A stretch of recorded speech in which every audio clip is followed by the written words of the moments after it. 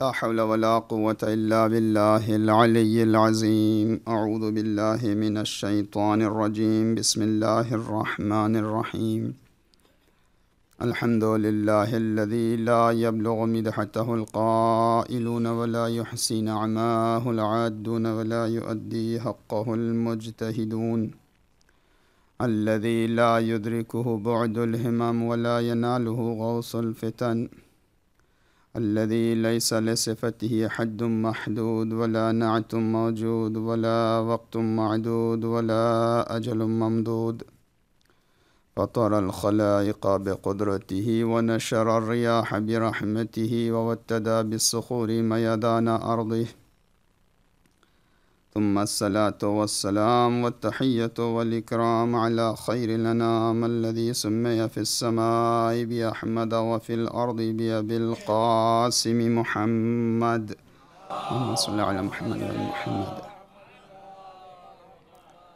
व अला अहलि बैतिही अत्तय्यबीन अत्ताहिरीन अल-मअसूमीन अल-मज़लूमीन वल-लअनतु अद-दाइमतु अल-बाक़ियतु अला अअदाइहिम अजमईन मिन लैलिना हाज़ा इला क़ियामि यौमिद्दीन। अम्मा बअदु फ़क़द क़ाल अल्लाहु तबारक व तआला व तक़द्दस फ़ी किताबिहिल मजीद व फ़ुरक़ानिहिल हमीद व हुवा अस्दक़ुल क़ाइलीन व क़ौलुहुल हक़्क़।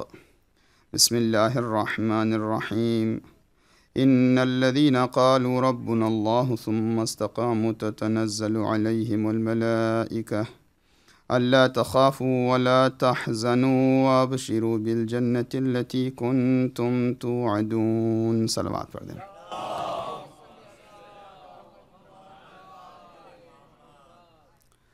बेशक जिन्होंने अपनी ज़बान से ये ऐलान किया कि अल्लाह ही उनका रब है और अपने ईमान के तकाज़े को पूरा करते हुए जो लोग साबित कदम रहे तो खुदा की तरफ से मलाइका और फ़रिश्ते उनके पास पहुंचकर उन्हें ख़िताब करके कहते रहे कि तुम्हें डरने और घबराने की ज़रूरत नहीं है, तुमको उस जन्नत की बशारत दी जाती है जिसका वादा पहले से होता रहा। ईमान और ईमान की राह में साबित कदम रहने के आसार और नताइज में बुनियादी तौर पर इब्तिदाई तौर पर यह है कि खुदावंद आलम खौफ और हुज़्न से खामखा के एहसास कमतरी और एहसास ख़तरा से बचा लेता है। जो खुदा की राह में साबित कदम रहते हैं खुदा उन्हें दुनिया भी अता करता है, आखिरत भी अता करता है। जनाब लुक़मान हकीम की सिफारिशात और उनकी वसीयतें कुरान मजीद में हैं जो अपने बच्चे के नाम, और बहुत सी बातें हदीस में भी पाई जाती हैं। जिसने अपनी दुनिया को आखिरत के लिए क़ुरबान कर दिया खुदावंद आलम उसे आखिरत भी देता है, दुनिया भी देता है। उसके लफ्ज़ी मफ़हूम अगर हम बयान करना चाहें, हदीस में जो है कि ख़बरदार दुनिया के लिए अपनी आखिरत का सौदा न करना, दुनिया के लिए अपने दीन का मामला न कर देना, वरना तुम्हारे हाथ से दीन भी जाएगा, दुनिया भी चली जाएगी। याद रखना, अपने दीन और ईमान के लिए अपनी दुनियावी ख्वाहिश को क़ुरबान कर देना तो खुदा तुम्हें दुनिया भी देता है, आखिरत भी अता करता है। दुनिया की ख्वाहिश और दुनिया का हासिल करने का जज्बा तरह तरह से लोगों के दरमियान है। कभी माल की शक्ल में लोग दुनिया चाहते हैं, तो कभी नाम की शक्ल में, कभी लंबी उम्र की शक्ल में, तो कभी औलाद और कबीले की शक्ल में, कभी तज़किरा होता रहे। तरह तरह की कैफियतें हैं जिसमें लोगों को शौक़ होता है दुनिया का। खुदावंद आलम करीम है, एहसान का बदला एहसान से अता करने वाला है। वो अज़ीमुल एहसान है, वो साबिग़ुन निअम है, वो नेमतों का बरसाने वाला। वो उनको भी देता है जो मानते हैं, उनको भी अता करता है जो नहीं मानते। उन्हें भी अता करता है। जो उसकी बारगाह में आजिज़ी के साथ सजदरेज़ होते हैं उन्हें भी अता करता है। जो सजदा करने से नाफरमानी करते हैं, जो जानने वालों को भी देता है, न जानने वालों को भी देता है, मानने वालों को भी देता है, न मानने वालों को भी देता है। या मन युअती मन सअलह, या मन युअती मन लम यसअल हो व मन लम यारिफ हो व मन तहन्नुन मिन्हु व रहमा। जानने वाले को, न जानने वाले को, मानने वाले को, न मानने वाले को, सब को अता करता है। मांगने पर भी देता है, न मांगने पर भी अता करता है। जब खुदा इतना बड़ा करीम है तो अगर कोई उसकी राह में क़ुरबानी दे दे तो खुदा क्या अता करेगा? क्या अता करेगा? अगर कोई खुदा की राह में अपना सब कुछ लुटा दे, पूरा सरमाया खुदा की राह में क़ुरबान करने के बाद ज़बान पर सिर्फ़ एक ही जुमला रहे, रिज़न बिक़ज़ाए ही व तस्लीमन लिअम्रे, जिसकी ज़बान पर यह फ़िक्रा हो, इलाही तरक्तुल खल्क़ तुर्रन फ़ी हवा का व अयतमतुल अयाल लिकई अराका। खुदा की कसम क्या मंजिल इश्क़ है, और ये इश्क़ की तारीख़ें हैं, ये शहादत की तारीख़ें हैं। इमाम हुसैन का शेर और इमाम का कलाम है, खुदाया मैंने तेरी राह में पूरी दुनिया को छोड़ दिया, अपने बच्चों को यतीम करना गवारा किया ताकि तुझसे मिलने के लिए आऊँ। खुदाया अगर मुझे तेरी राह में मेरे बदन के टुकड़े टुकड़े भी कर दिए जाएँ, फ़मा हन्नल फ़ुआद इला सिवाका, मेरा दिल सिवाय तेरे किसी और की तरफ मायल नहीं हो सकता। जो अपना सब कुछ लुटा दे, कड़ियल जवान बेटा, बराबर का भाई, भांजे, भतीजे, अपनी जो कुछ पूंजी में था इमाम हुसैन ने दे दिया। तो खुदावंद आलम वो जो सबको अता करने वाला है, उसकी बारगाह में जो अपना सब कुछ अपने इख्तियार से इश्क से दे दे तो खुदा क्या अता करेगा? क्या अता करेगा? खुदा अपनी रुबूबियत और अपनी उलूहियत के एतबार से हुसैन के नाम को इतना बुलंद कर चुका और इतना बुलंद किया है अल्लाह ने, और ये इतना बुलंद नाम है कि देखो जो भी हुसैन और हुसैनियत से टकराएगा वो खुदा से टकरा रहा है। जो रोए रुलाए, रोने की सूरत बनाए, आंसू बहाए, तवस्सुल करे, ज़ियारत पढ़े, हुसैन का नाम ले, अगर हुसैन का नाम ले लेने पर नजात मिल जाए तो ये ना समझे कि हमने कम किया, नहीं, खुदा अता कर रहा है हुसैन के नाम पर। यह इमाम हुसैन के वसीले की अज़मत है, ये खुदावंद आलम की करामत है। चुनांचे जिसने अपनी क़ुरबानी पेश की, मैं अभी जो आपके सामने अर्ज़ कर रहा था कि जो अपना दुनिया का सौदा कर दे आखिरत के लिए तो खुदा उसे दुनिया भी देता है। लोग दुनिया में नाम के लिए क्या क्या नहीं करते। बाज़ लोग कहते हैं कि नाम होना चाहिए, लोगों में चर्चा रहना चाहिए, हमारे बारे में कमेंट्स होती रहें, और अगर हमारा चर्चा अच्छे तौर पर नहीं है, लोगों में हमारा नाम नहीं है, तो बदनाम होकर ही से मगर लोगों में रहें। दुनिया वालों को ऐसा शौक़ होता है, गलत फहमी ना हो, मैं जस्ट तकरीब जहन के लिए बता रहा हूँ। दुनिया में नाम का भी बड़ा शौक़ होता है, हालांकि न अल्लाह के रसूल को नाम का शौक़, न नबी को नाम का शौक़। नहीं, नबी का नाम तो वो नाम है कि उनको नाम का शौक़ होगा कि अज़ान में नाम है तो नबी का नाम, नबी के लिए कोई बड़े एजाज़ की बात है कि मैंने आपने नबी का नाम ले लिया।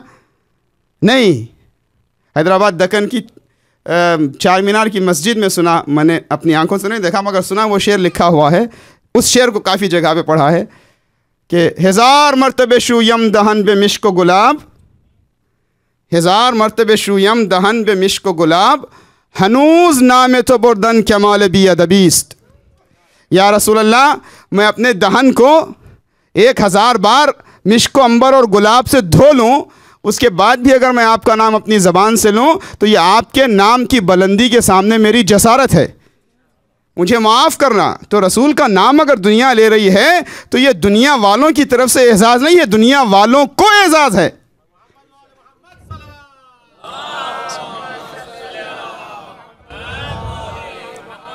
इमाम हुसैन का नाम, रसूलुल्लाह का नाम, मासूमीन का नाम हमारी ज़बानों पर आ रहा है तो ये नहीं कि हम उनके नाम को बुलंद कर रहे हैं, वो जो इतने बुलंद हैं कि दुनिया उनकी बुलंदी की हद का अंदाज़ा नहीं कर सकती, तो हम उनको क्या बुलंद करेंगे। लेकिन फिर भी दुनियादाराना तसव्वुर में नाम का भी शौक़ अगर किसी को हो तो आप थोड़ी देर के लिए दिल पे हाथ रख कर के सोचें और बताएं कि जितना नाम इस वक्त खुदा और रसूल और इमाम हुसैन का दुनिया में लिया जा रहा है किसी और का लिया जाता है। इन हालात में इस वक्त मुहर्रम के पहले 10 दिन आप सोचें पूरी गर्दिश ज़मीन और सूरज और जगहों के इख्तिलाफ़ के अतबार से कौन सा ऐसा लम्हा होगा जहाँ पे मातम नहीं हो रहा हो, मरसिया नहीं हो रहा हो, ज़िक्र नहीं हो रहा हो, ज़ियारत नहीं पढ़ी जा रही हो, नौहे ना हो रहे हों, या हुसैन लब्बैक या हुसैन लब्बैक या हुसैन की आवाज़ें ना आ रही हों।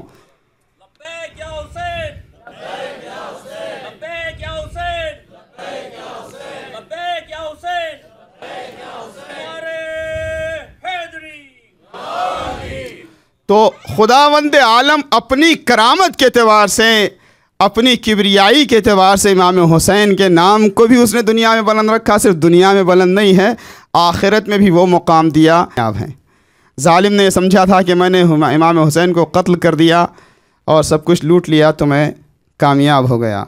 कुछ लम्हे के लिए भी ज़ालिम कामयाब नहीं हो सका था।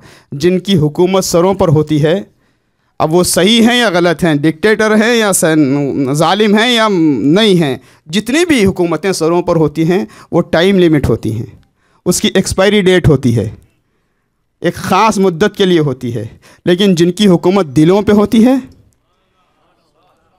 उनका कोई टाइम लिमिट नहीं होता। हुसैन ऐसे हाकिम बर दिल का नाम है। इमाम हुसैन ने दिले इंसानी पर ऐसा कब्ज़ा किया कि सिर्फ ये टाइम के एतबार से लामहदूद नहीं है, जगह के एतबार से भी लामहदूद है। देखिए खुदावंद आलम रब्बुल आलमीन है। मैं तमहीदी गुफ्तगू में हूँ और फिर कल की तरह आज गर्ज करता हूँ कि ये सैटरडे की जब बात हो, एक तो पहला 10 दिन का अशरा है, फिर सैटरडे का मतलब हम लोग वैसे भी जो है वो टाइम फ्री हो जाते हैं। सलवात पढ़ दे मोहम्मद वाले मोहम्मद, बारे दीगर सलवात पढ़ दे मोहम्मद वाले मोहम्मद की बारगाह में। अल्लाहु अकबर। खुदावंद आलम रब्बुल आलमीन है। आलम का मतलब क्या है, आलमीन क्या है? ज़ाहिर है हम रोज़ मुसलसल ज़िक्र करते हैं, सूरह अल-हम्द का हिस्सा भी है रब्बुल आलमीन। आलमीन आलम का प्लूरल है। आलम का मतलब क्या है? दुनिया। आलम यानी मौजूदात, क्रिएशंस, चीज़ों का एक ऐसा ग्रुप कि जिनके दरमियान कॉमन कोई बात हो। जैसे मसलन फ़र्ज़ कर कहते हैं आलम इंसानियत, इंसानों का आलम, जिनों का आलम। फिर इसके अंदर भी सब डिवीजन्स होते हैं, औरतों का आलम, मर्दों का आलम, जानवरों का आलम, दरिया की मौजूदात का आलम, उलमा का आलम, गैर पढ़े लिखे लोगों का आलम, दानिश्वरों का आलम, तालिब इल्मों का आलम, आसमानों का आलम। आलमीन एक ऐसी लफ्ज़ है, एक ऐसा लफ्ज़ है कि जिसके अंदर कायनात की तमाम मौजूदात जमा हो जाती हैं। ये रब्बुल आलमीन, अल्लाह रब्बुल आलमीन है, रसूलुल्लाह रहमतुल लिल आलमीन है। और इमाम हुसैन का तज़किरा कहाँ कहाँ है? ये वो फ़र्श अज़ाही यूनिवर्सिटी है, इसमें छोटे बच्चे भी हैं, जवान भी हैं, बड़े भी हैं, पढ़े लिखे लोग भी हैं। मैं जाहिल नहीं कहूँगा। जो हुसैन की बारगाह में आता है, ये जज्बाती बातें नहीं कह रहा हूँ, ये नहीं इसलिए नहीं कहता कि आप नाराज़ ना हो जाएं, नहीं, हक़ नहीं बनता।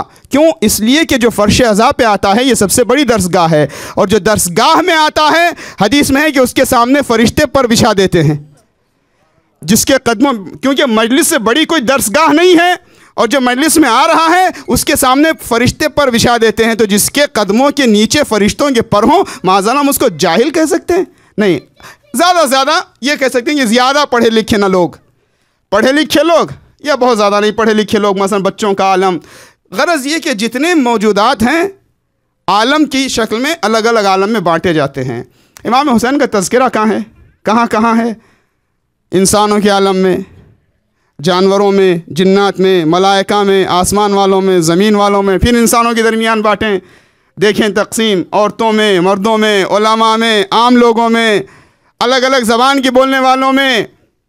जितने बड़े आज़म हैं दुनिया के, कौन सा ऐसा मुकाम है जहाँ पे इमाम हुसैन का तज़किरा ना हो रहा हो? अल्लाह अकबर। खुदावंद आलम ने इमाम हुसैन की ज़ात को, नाम को, ज़िक्र को ऐसा लामहदूद बना दिया कि किसी एतबार से कहीं बार्डर नहीं लगाया जा सकता, कहीं सरहद नज़र नहीं आती। और जो दिल पे हुकूमत होती है वो हुकूमत दायमी होती है, और ये हकीकी हुकूमत होती है। अच्छा, रसूलुल्लाह ने, मौला अली ने, इमाम हुसैन ने दिलों पे कब्ज़ा कर दिया। कब्ज़ा कर लिया किस लिए? अपने फ़ायदे के लिए। दुनिया के अंदर लोग कब्ज़े भी करते हैं, तो कुछ फ़ायदा उठाने के लिए नहीं। खुदा को अपनी इबादत से अगर दुनिया मिल के करे तो कोई फ़ायदा मिलने वाला नहीं है। हुसैन को हमारे ज़िक्र करने से इमाम हुसैन को कोई फ़ायदा मिलने वाला नहीं है। उन्होंने कब्ज़ा हमारे दिलों पर किया हमें नजात दिलाने के लिए, हमारी नजात के लिए। उनको कुछ मिलने वाला नहीं है। लेकिन जब दिल पे कब्ज़ा होता है तो क्या है, दुनिया के अंदर हुकूमतें टैक्स मांगती हैं तो बड़े अच्छे शरीफ शहरी भी टैक्स देते हुए एक बोझ का एहसास तो करते ही हैं। अगर बचने की कोशिश ना भी करें, बड़े कानून के पाबंद हैं, तब भी एक बोझ समझ के देते हैं। अगर आपको टाइम की बात हो, मसलन फ़र्ज़ करिए घंटे के हिसाब से भी जॉब चलती है ना, ठीक है, जैसे जैसे टाइम हो रहा है, अभी 1 घंटा नहीं हुआ, अभी 1 घंटा बचा, 2 घंटा बचा, आप यहाँ पे आए हैं, आपको घंटे में कितना दिया जा रहा, कितना रास्ता तय करके आ रहे हैं आप।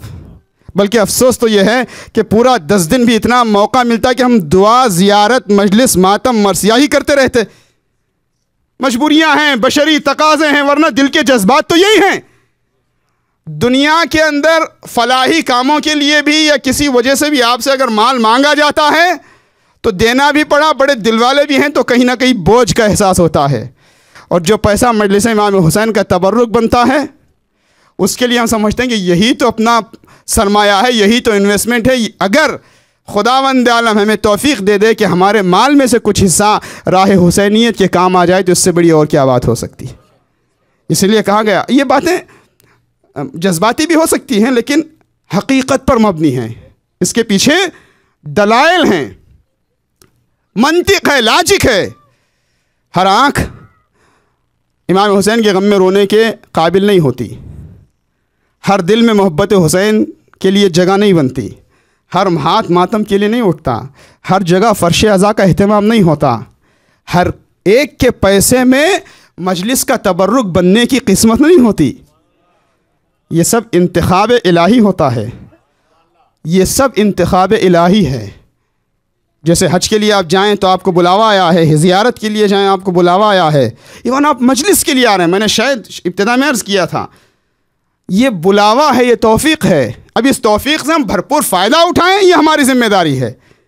वरना दुनिया के अंदर लोग बड़ा फ़ायदा भी, ख़ास तौर से जिनका बड़े पैमाने पे कारोबार या बड़े पैमाने पे उनका लेन देन का मामला है, तो फ़ायदा भी बढ़ा। कभी शेयर मार्केट में थोड़ा सा उछाल आया, काफ़ी बढ़ गए, थोड़ा सा गिरावट हुई, एकदम से चले गए, बड़ी बड़ी डीलिंग्स में ऊपर नीचे हो गया। ऐसे भी लोग देखने में नज़र आते हैं कि मिलियंस का सिलसिला रहा, एक बार ज़ियारत की तौफीक नहीं मिली मसलन, या मसलन ख़ानदानी तौर पर मुसलमान या मोमिन भी कहलाने को रहे, लेकिन उन्हें किसी गरीब की, किसी हुसैनी की मदद करने की तौफीक नहीं मिली, या बाकायदगी के साथ मदरसा और इमाम हुसैन और अहले बैत की तालीमात को आम करने के लिए खिदमत का मौका नहीं मिला, या वो इस काबिल नहीं रहे। तो इसका मतलब ही नहीं है कि उन्होंने कुछ बचा लिया, नहीं, वो इतने बदकिस्मत थे या खुदा ना खास्ता किसी कमी, कमज़ोरी, गुनाह की वजह से बेतौफीक थे कि उन्हें तौफीक नहीं मिली। जिनका वक्त, जिनका सरमाया, जिनकी आमदनी, जिनकी दौलत राह हक़ में लगती है, वो तौफीक याफ्ता होते।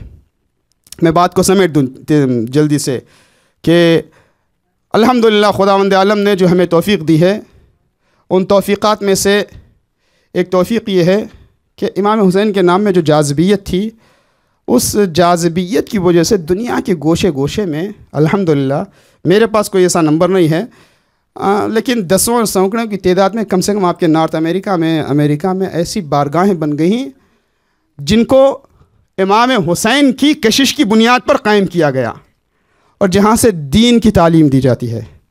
मैं अपनी ज़िम्मेदारी समझ करके भी आपके सामने अर्ज़ करना चाहता हूँ, ये जितनी बारगाहें हैं, जितने मराकिज़ हैं, खुदा ना खास्ता अगर कहीं इख्तिलाफ़ है, सियासतबाजी है, तो उससे सबको बचना चाहिए। लेकिन जो हमारी ज़रूरत है, याद रखें, ये हमारे लिए भी और ख़ास तौर से हमारी नौजवान नस्ल के लिए, हमारी औलाद के लिए, इनकी हालत ऐसी है जैसे जंगों से बचने के लिए शेल्टर बनाए जाते हैं, हमलों से बचने के लिए। ज़ेर ज़मीन कहीं बेसमेंट में, फ़र्ज़ करिए खुदा ना खास्ता कभी वार अटैक हुआ और कोई बहुत बड़े बड़े बम से अटैक किया गया, तो वहाँ बचने के लिए मसलन फ़र्ज़ करिए पनाहगाहें बनाई जाती हैं। आज दुनिया में फ़िस्क़ व फ़ुजूर और बुराई का माहौल गर्म है, चारों तरफ बमबारी हो रही है, और ऐसे ख़तरनाक माहौल में जो शेल्टर है, जो पनाहगाह है, वो ये अज़ाख़ाने और ये मराकिज़ हैं। यहाँ अपने ईमान और अपने अखलाक और अपने कल्चर और अपने दीन और अपने किरदार को बचाने का तन्हा ज़रिया है।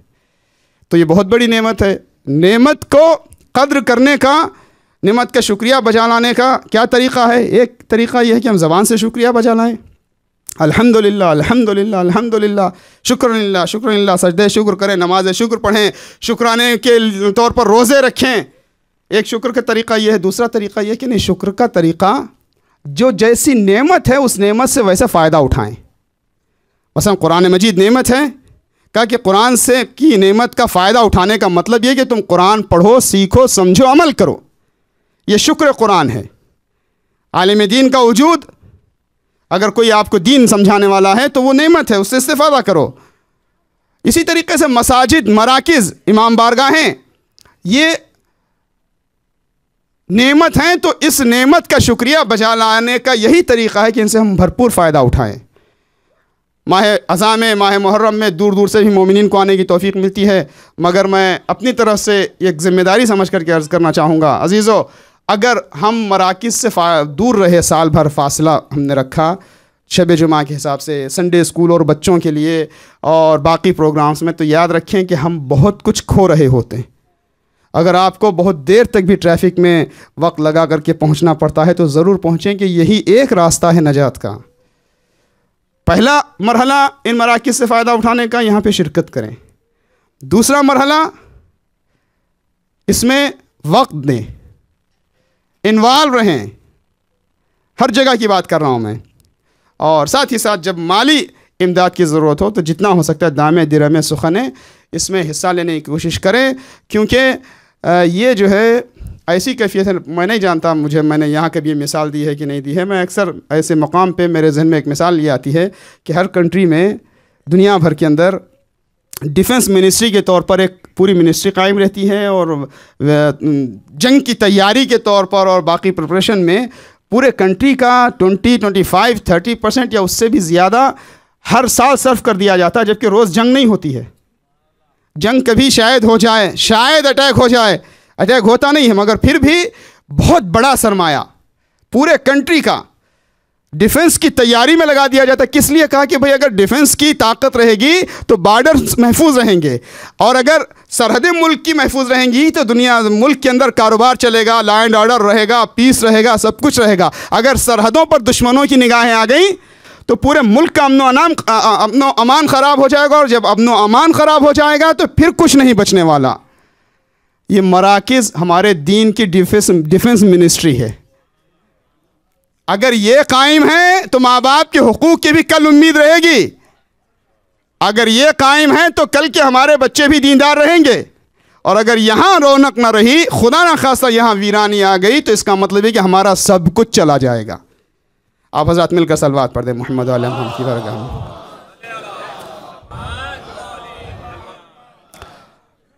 आप अभी तैयार है या कुछ? जी, आपसे ये इदारे के लोग कुछ खिताब करना चाहते हैं। सलवात पढ़ दें मोहम्मद वाले मोहम्मद।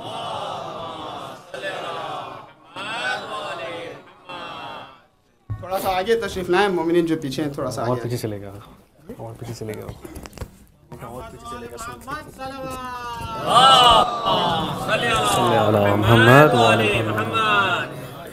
मोमिनीन, जैसे कि मैं ऐलानात करते आया हूँ पिछली मजालिस में भी, इस दफ़ा का हमारा जो फंड रेजिंग का टारगेट है वो $100,000 है।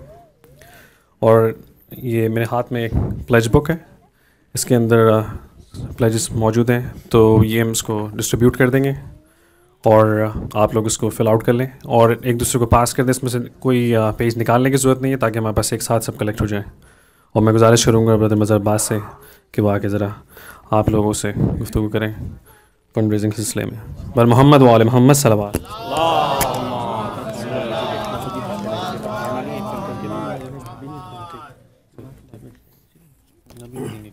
और मोहम्मद वाले मोहम्मद सलवात।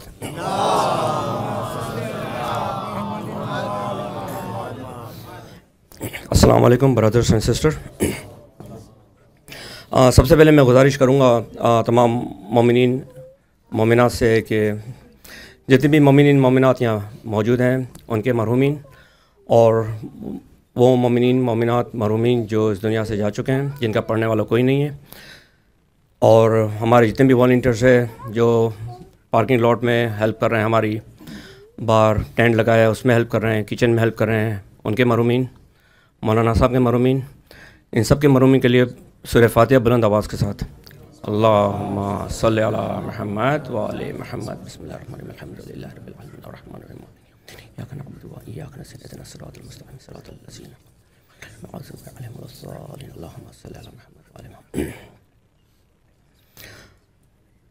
जहाँ तक ये फ़ंड रेजिंग का ताल्लुक़ है, ये हर साल का सिलसिला रहा है कि हर वक्त हमें आपके सामने आके मांगना पड़ता है, और आपको ये जब भी हम मांगते हैं, मांगे या ना मांगे, हमें मिल तो जाता है, आप दे ही देते हैं। मोमिनीन यहाँ बहुत है जो आखिरी वक्त तक, आशूरा तक जो भी हमारा बजट होता है वो हो ही जाता है। लेकिन इस वक्त ये है कि आपसे गुजारिश है, सिर्फ मोटिवेट करना है आप लोगों के, प्लीज़ आप लोग ज़रा अपना ख्याल करें। हमारा ये जितने भी एक्सपेंसेस हैं, 100,000 का बजट है। अगर किसी का यह सवाल है कि 100,000 क्यों है, जैसे किसी ने पूछा था, तो मुझसे बात कर सकते हैं, एग्जीक्यूटिव कमेटी के किसी भी फ़र्द से बात कर सकते हैं, आपको समझा देंगे, लिस्ट बता देंगे क्या क्या ख़र्चे हैं। और अब आपके सामने सारे अब नज़र आ रहे हैं कि सारे यूटिलिटीज़ हैं, मौलानाओं का आना जाना है, उनके अखराजात हैं, प्लस ये कि टिकट वगैरह है, बहुत सारे हैं, न्याज है, बहुत सारी चीज़ें। मैं आपका ज़्यादा टाइम नहीं लूँगा, बहुत ही 1-2 मिनट में मैं, इसलिए कि मुझे अब ये चौथी मुहर्रम की शब है, मेरे पास भी टाइम है 5-6 दिनों का। अगर मुझे मौका मिला या कोई ना कोई वॉलंटियर तो आएगा माइक पे इंशाल्लाह। आप लोगों के पास भी इंशाल्लाह मौका है, अभी इंशाल्लाह उम्मीद है कि आशूरा तक आप कर लेंगे। ये जैसे बाकर भाई ने बताया कि ये प्लेटफॉर्म है, वहाँ पे टेबल पे रखा हुआ है, मेहदी भाई वहाँ बैठे हुए हैं, वो भी इंतज़ार करेंगे हम सबका, या मैं हूँगा वहाँ पे। आप ये प्लेटफॉर्म ले लीजिएगा। मुझे कहा गया था कि प्लेटफॉर्म यहाँ पे अगर हम आपको बांटें यहाँ पे, लेकिन मैं नहीं चाहूँगा कि अभी मजलिस के दौरान किसी का टाइम जो ख़राब हो, इसलिए कि हमारे पास भी 5-6 दिन है, आपके पास भी है, इंशाल्लाह आप दे ही देंगे, यूँ भी दे देंगे। और मुझे पता है हर साल ये हुआ है, लास्ट ईयर भी मैं आया था, मुझे पता था कि तकरीबन 15 मिनट में $70,000 जमा हो गए थे। तो और मुझे अब दोबारा आने की शायद ज़रूरत नहीं पड़ेगी, मैं बाहर पार्किंग लॉट में भी आप लोगों को ये फॉर्म दे दूंगा, यहाँ पे भी फॉर्म दे दूंगा, आप अपने साथ ले आइएगा। बस एक रिक्वेस्ट आपसे, बस एक आप प्रॉमिस कीजिएगा अपने मौला से, और मुझसे भी अगर प्रॉमिस कर लें तो मेहरबानी होगी कि बस जिसको भी फॉर्म मिले ना, तो फॉर्म वापस ज़रूर करे, चाहे वो $1 लिखे, लेकिन वापस ज़रूर करे, ताकि ये कि मकसद पूरा हो जाए हमारा भी और आपका भी। और आपको पता है कि जितना आपका अल्लाह ने सादत दी है, उस लिहाज से आप इसको फॉर्म को भरिएगा। बस ये गुजारिश थी आपसे। पर मोहम्मद वाले मोहम्मद सलवात।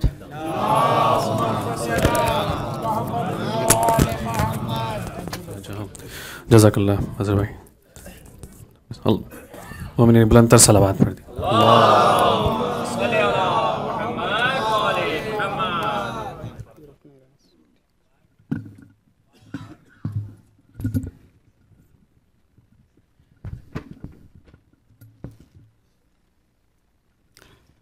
सलवात पढ़ दे मोहम्मद वाले मोहम्मद की बरकत।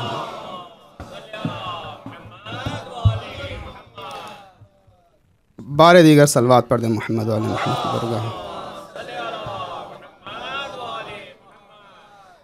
फिर एक मरतबा दुरूद पढ़ते हुए थोड़ा सा आगे तशरीफ़ ले आएँ। सलवात बर मोहम्मद वाले मोहम्मद।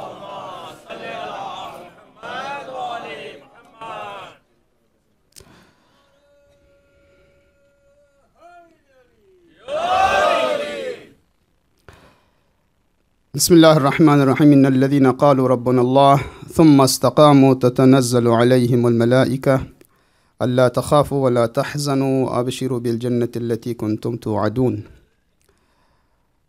इंसान मखलूक ही ऐसी है कि जिसको अबदी कैफ़ियत अता की गई है। वो दुनिया की इस मुख्तसर ज़िंदगी के लिए नहीं है और ना दुनिया की छोटी सी नेमतों के लिए है। इंसान का मुकाम बुलंद है और इंसान का विज़न भी बुलंद होना चाहिए।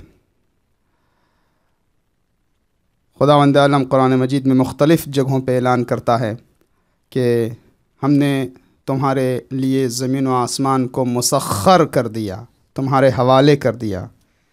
ये ज़मीन इंसान के हाथ में, फ़िज़ा इंसान के हाथ में, दरिया इंसान के हाथ में, पहाड़ इंसान के हाथ में, जानवर इंसान के हाथ में। आप पूछेंगे कैसे? वज़न के एतबार से पहाड़ इंसान से ज़्यादा तकाबुल नहीं हो सकता, लेकिन पहाड़ पर इंसान का सिक्का चलता है, इंसान पर पहाड़ का नहीं। हाथी इंसान से बहुत ज़्यादा वज़नी जानवर है और कभी मौका पाके कमज़ोर को देखकर हमला भी कर सकता है, लेकिन हाथी को इंसान है जो काबू में कर सकता है। दुनिया की चीज़ों पर इंसान का कंट्रोल है। क्यों? अल्लाह ने बनाया इस तरह से है। तो इंसान किस लिए है? थोड़े दिन की दुनिया की मादी मौज मस्ती वाली ज़िंदगी के लिए खूब खाओ पियो पहनो मौज मस्ती करो, दुनिया के अंदर खूब पैसा जमा करो। पैसा बहुत ज़रूरी चीज़ है, जायज़ है, मुस्तहब है सब कुछ, लेकिन इंसान की ज़िंदगी का एम और मकसद नहीं है। जागीरें बनाओ, नाम कमाओ दुनिया के अंदर, ये सब चीज़ें वसीला हो सकते हैं, लेकिन इंसान की मंजिल नहीं है। इंसान की मंजिल क्या है? जालतुल अशिया अलक व जालतु कली। इंसान, मैंने तमाम चीज़ें तेरे लिए पैदा की और तुझको अपने लिए पैदा किया, तो मेरा हो जा। तो इंसान की बुलंदी, इंसान की इज़्ज़त, इंसान की कामयाबी और इंसान की बरतरी का मेयार ईमान है। इन सब बातों के लिए कुरान की आयतें, मगर हमें अपने मौजू पर गुफ्तगू करना है और आपकी पूरी तवज्जुहात। याद रखें कि मैंने बाकायदा अभी मौजू पे गुफ्तगू शुरू की है। जब से मैं बैठा हूँ, अगर उस वक्त से आप वक्त लेंगे तो लगेगा कि आज बहुत लंबा कर दिया मौलाना ने। नहीं, मुझे अंदाज़ा है कि आप लोग बैठे हैं तो उसी हिसाब से चलेंगे।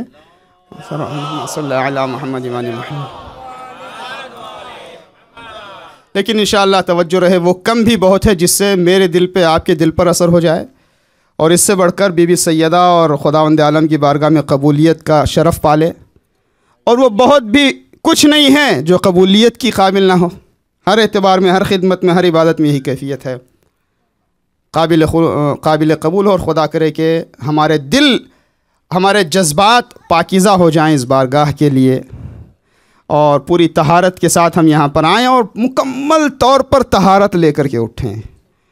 क्योंकि इस फ़र्श अज़ा का एक असर ये भी है कि यहाँ पे तहारत दी जाती है। यहाँ से इंसान पाक होकर उठता है, दिल साफ़ हो जाए, दिल पाक हो जाए। इन्नल्लज़ीना क़ालू रब्बुनल्लाह सुम्मा इस्तक़ामू। ईमान और ईमान की राह पर साबित कदम रहना, फिर डरने और घबराने की ज़रूरत नहीं है। मैं रोज़ रिपीट किया जा रहा हूँ, ये इस्तक़ामत। इस्तक़ामत का मतलब क्या है? साबित कदम रहना, खड़े रहना, मज़बूत रहना। बल्कि लफ्ज़ी तौर पर अगर आप डिक्शनरी में खोल के देखेंगे तो जैसे फ़र्ज़ करिए कोई खड़ा है, इस्तिक़ामत खड़ा रहे, खड़े रहना, इधर उधर ना होना, आगे पीछे ना होना, बिल्कुल जमे रहना, इसको कहते हैं इस्तिक़ामत। का हक़ की राह में जमे रहो।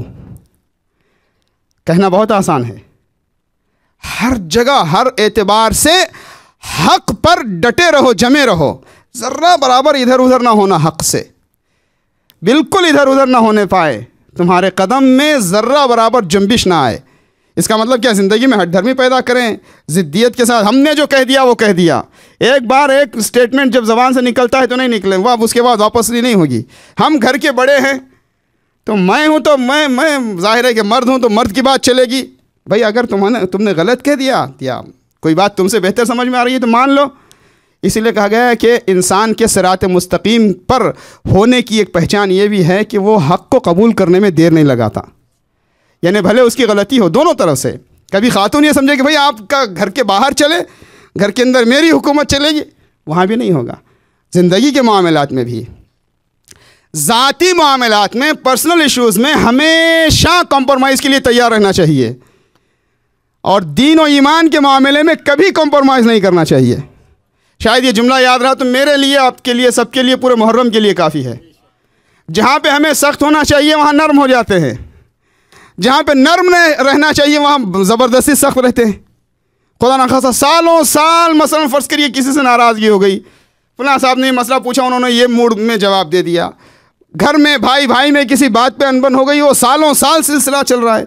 पड़ोस में सालों साल नहीं, जहाँ बहुत रहम दिल और मेहरबान होना चाहिए। वही अहले बैत ने बताया कि ज़ाती मामलात जितने हैं, मैं अभी कम से कम 5-6 दिन तो और अशरे के बाकी हैं, अगर कोई आपके पास नमूना मिले तो मुझे ला के सुनाएँ। ज़ाती मामलात में, पर्सनल मामलात में अइम्मा अतहार से ज़्यादा मेहरबान आपको कोई नहीं मिलेगा। भाई कातिल को शरबत पिलाने की जिसे सिफारिश करे, जो सिफारिश करे, जिसने 1000 दिरहम का जहर पिलाया था, 1000 दिरहम की तलवार ख़रीदी थी इब्ने मुलजिम जालिम ने, मौला कायनात उससे उसके चेहरे की मुरझाहट को बर्दाश्त नहीं करते। ये ज़ाती मामलात हैं। राह खुदा में जब मैदान जंग में जाते हैं तो सफ़ों की सफ़ें खाली हो जाती हैं, वहाँ कोई रवादारी से काम नहीं लिया जाता। दीन का, ईमान का, हुसैनियत का, आज़ादारी का, उसूल का, हक़ का मामला है तो हमें वहाँ कॉम्प्रोमाइज़ नहीं करना चाहिए। अब वाजिब है, ठीक है, इस उम्र में तो थोड़े ही बच्चे मसला नमाज पढ़ेंगे, चलेगा काम। भाई अब इस ज़माने में भी आप हिजाब की बात करते हैं, पर्दे की बात करते हैं औरतों के लिए, नहीं। जहाँ दीन का मामला है वहाँ दुनिया चाहे जो कहे हम मजबूत रहें। ज़ाती मामलात में जितना हो सकता है उतने नर्म रहें। बहरहाल इस्तिकामत का मतलब है डटे रहना, खड़े रहना, साबित कदम रहना। ये लफ्ज़ी माने हैं और इसका मफ़हूम यह है कि हम हक़ पर रहें। मुश्किल बहुत है हर एतबार से हक़ पर रहना। एक मुकाम पे सिरात मुस्तकीम के इंटरप्रिटेशन और तफसीर में मौला कायनात फरमाते हैं, मसलन सिरात मुस्तकीम की एक पहचान यह है कि अगर किसी की तुम तारीफ़ कर रहे हो तो जैसा वो है उससे ज़्यादा बढ़ा के बोलो तो ये खुशामद है, चापलूसी है। और जैसा है उससे कम बोलो तो ये जो है उसके हक़ में ज़्यादती है या कहीं ना कहीं जलसी है। जो जैसा है वैसा बोलो। बात तुम्हारे खिलाफ ही क्यों ना हो, अगर सच्ची बात है तो उसको मानने में देर ना करो। हक़ पर कायम रहना हमेशा हर जगह, ज़बान में, अमल में, वादे में, किरदार में बहुत मुश्किल है। इसीलिए कहा गया कि कोशिश करो। कैसे कोशिश करें? कि अइम्मे अतहार को, अहले बैत को, रसूल को, आले रसूल को अपने लिए नमूना बनाओ। चलिए आइए आपकी पूरी तवज्जुहात मेरे साथ रखते हुए मौला कायनात की ज़िंदगी से हम इस्तिकामत को समझते हैं। इस्तिकामत यानी डटे रहना, खड़े रहना। कभी लफ्ज़ी तौर पर देखेंगे तो फ़िज़िकी एतबार से एक जगह कोई खड़ा रहे, और मानवी एतबार से देखें तो मकसद पर खड़े रहें। जो मकसद है उस पर मजबूत रहें, मकसद से इधर उधर ना हो। पहले जिस्मानी एतबार से समझते हैं इस्तिकामत यानी खड़े रहना। अल्लाह अकबर, खुदावंद आलम ने भी कैसे इमाम हमें दिए हैं। इस्तिकामत समझना चाहते हैं हम, अमीरुल मोमिनीन की ज़िंदगी में देखें इस्तिकामत कैसी, खड़े रहना, मैदान जंग में खड़े रहना, डटे रहे। जंग सिफ़ीन का माहौल है। देखिए इस्तिकामत दो तरह की, एक जिस्मानी इस्तिकामत है, जिस्म से खड़े रहना। सिफ़ीन का माहौल है। एक मुकाम पे इब्ने अब्बास का हुलिया, इब्ने अब्बास का लिबास पहनकर अमीरुल मोमिनीन हमला करते हुए आगे बढ़ते हैं। जैसे ही दुश्मन का लश्कर देखता है तो बड़ा ताज्जुब है कि आज इब्ने अब्बास की जंग के तेवर ही कुछ अलग नज़र आते हैं। आज बड़ी अजीब कैफियत है इब्ने अब्बास की शुजाअत की, ये क्या मामला है? अजीब बात है कि अली का दुश्मन अली को खूब पहचानता था। जब हाकिम शाम के पास ये बात पहुंची कि ये क्या मामला है, इब्ने अब्बास इस तरह से आगे बढ़े जा रहे हैं, सिफ़ीन का माहौल है, जंग में आगे बढ़े जा रहे हैं। एक बार दूर से देखा, कहा कि देखो अभी मैं तुम्हें पहचान बता देता हूँ। अच्छा, एक मुकाम पे मौला ने ख़ुद भी कहा था कि अगर पूरा अरब मिलकर मुझ पर हमला करे तब भी अली के कदम पीछे नहीं हो सकते। पूरा अरब मिलकर मुझ पर हमला करे, मैं इस्तिकामत की बात कर रहा हूँ, खड़े रहना, तब भी मेरे कदम पीछे नहीं हटते। लिबास इब्ने अब्बास का, दूर से लोगों को यह गलतफहमी हो रही है कि इब्ने अब्बास हैं, लेकिन जो जरी, जो सिपाही आगे आ रहा है वो पीछे नहीं हटता। हाकिम शाम तक ये जब मामला पहुंचा उसने कहा मैं अभी बता देता हूँ ये इब्ने अब्बास हैं कि नहीं है। ऐसा करो, पूरा लश्कर मिलकर, हज़ारों का लश्कर मिलकर चढ़ाई करे, पूरा लश्कर मिलकर के आगे बढ़े। पूरे लश्कर ने मिलकर चढ़ाई की, आगे बढ़ा, लेकिन एक आने वाला उसके कदम में ज़रा सी जुम्बिश नहीं देखी गई।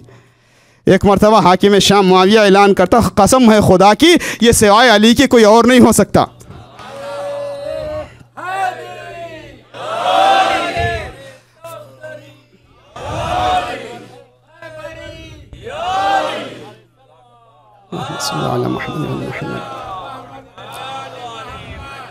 फजीलत वो होती है जिसका इकरार सिर्फ चाहने वाले नहीं दुश्मन करें।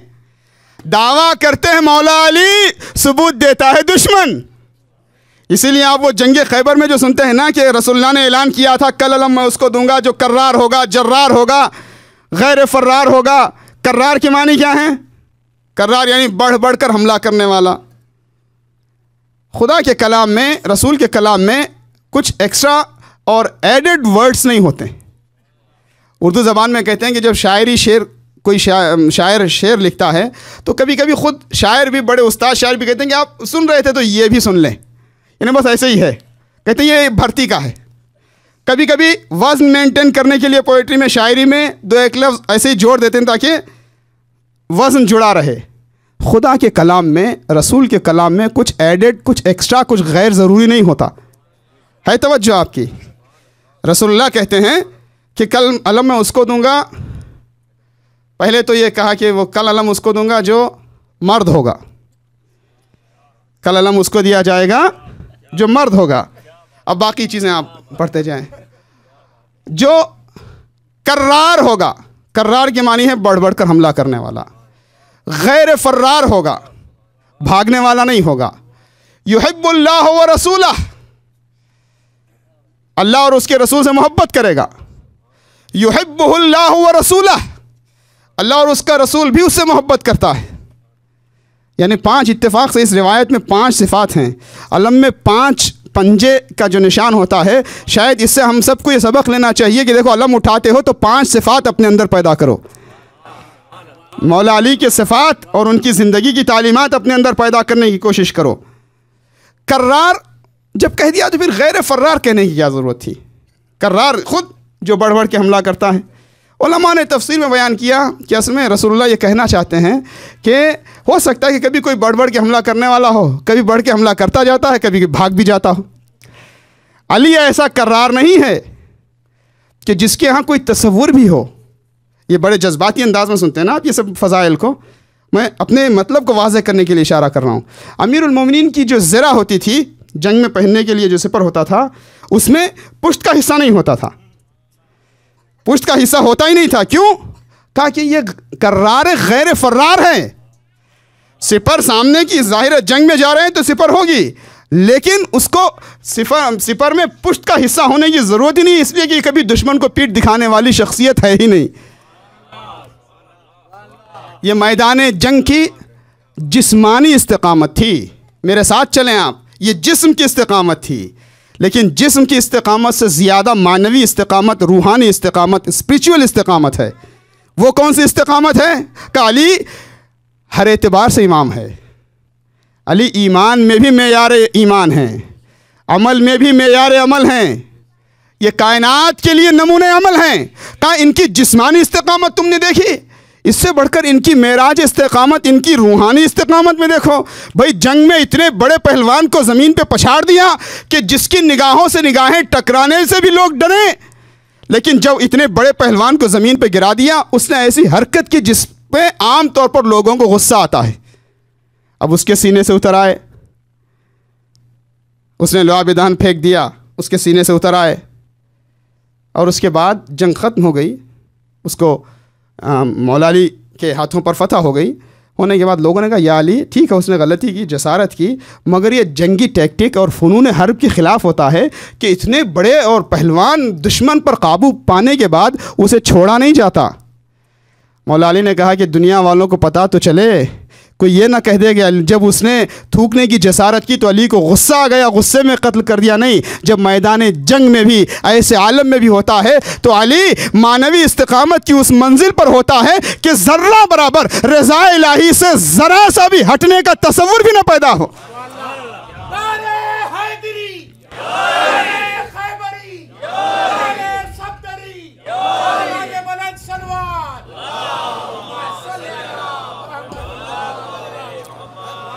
यही वो मानवी इस्तिकामत है, वो मेराज शुजाअत और सब्र है। एक शुजाअत है कुव्वत बाजू का इजहार करना, मगर मेराज शुजाअत है कुव्वत बाजू रखते हुए अपनी कुव्वत पर कंट्रोल रखना। और यही मानवी इस्तिकामत की मेराज थी कि 40 नंगी तलवारों के साए में नींद आ गई। ऐसी कैसी मामूली नींद आई?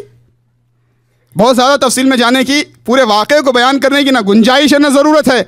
शब हिजरत 40 तलवारों के साए में मौला अली सोए, और दुश्मन भी कहता है, दुश्मन भी मानता है कि अली की ज़बान से कभी ज़र्रा बराबर झूठ का तसव्वुर नहीं किया जा सकता। मौला अली ख़ुद कहते हैं जैसा मैं शब हिजरत सोया वैसे कभी नहीं सोया। लोगों का बहुत जल्द सो जाने वाले और बड़े अच्छे पाबंद नींद के भी कुछ लोग सेहत के एतबार से खुशनसीब होते हैं, बड़ी आसानी से नींद आ जाती है। तो चाहे जितने खुशनसीब और बड़े अच्छे सोने वाले भी हों, जैसे उन्हें रिस्क और ख़तरे का अंदाज़ा होता है तो आँखों से नींद उड़ जाना एक नेचुरल सी बात है। 40 नंगी तलवारों के साए में लेटना नहीं, लेटना अलग है, सो जाना अलग है। अमीरुल मोमिनीन ने 40 तलवारों के साए में सो कर बताया कि दुनिया के लोग आदतों के मोहताज और मिजाज के पाबंद होते हैं, मिजाज अली का पाबंद होता। ज़िंदगी जिस की रज़ा के लिए रोज़ जागा करते थे, आज उसी की रज़ा के लिए सो रहे हैं। ये इस्तिकामत की मेराज है।